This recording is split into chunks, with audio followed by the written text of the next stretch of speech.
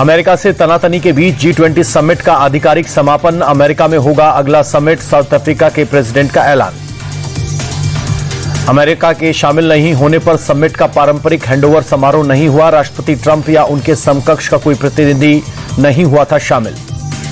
इस बार G20 summit की दो परंपराएं टूटी। साउथ अफ्रीकी राष्ट्रपति सिरिल रामाफोसा ने ग्वेल को अमेरिकी प्रतिनिधि को नहीं सौंपा। G20 समिट के अंतिम दिन जारी होता है संयुक्त घोषणा पत्र। इस बार पहले ही दिन सर्वसम्मति से पास हो गया। इस समिट का अमेरिकी राष्ट्रपति ट्रंप ने किया था बायकॉट। किसी सीनियर मिनिस्टर के बजाय एक राजदूत को भेजा था।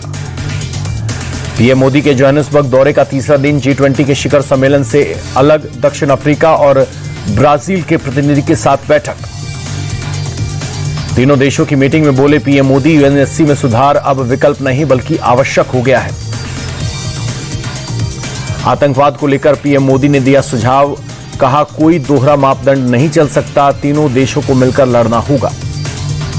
एसआईआर को लेकर राहुल गांधी का चुनाव आयोग पर हमला। कहा एसआईआर कोई सुधार नहीं, थोपा गया जुल्म है, यह सत्ता की रक्षा में लोकतंत्र की बलि है। राहुल गांधी बोले एसआईआर एक सोची समझी चाल। 3 हफ्तों में 16 बीएलओ की जान चली गई। नियत साफ होती तो चुनाव आयोग आज भी कागजों का जंगल खड़ा नहीं करता। रक्षा मंत्री राजनाथ सिंह ने फिर बढ़ाई पाकिस्तान की बेचैनी। कहा फिर से बदल सकते हैं बॉर्डर, भारत में वापस आ सकता है सिंध।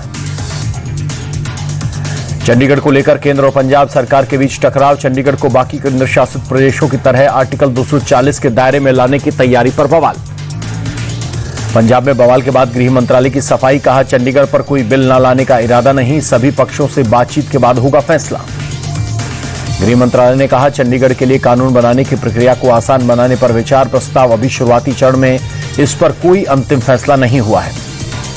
पंजाब कांग्रेस के अध्यक्ष अमरिंदर सिंह राजा वैनिंग ने जताई आपत्ति। कहा यह सरासर अन्याय, चंडीगढ़ को पंजाब से नहीं छीना जा सकता।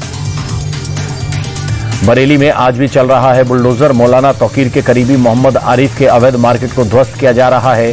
शनिवार को भी हुई थी कार्रवाई। मौलाना तौकीर का करीबी है मोहम्मद आरिफ। अवैध तरीके से बनाई गई 2 मंजिला मार्केट।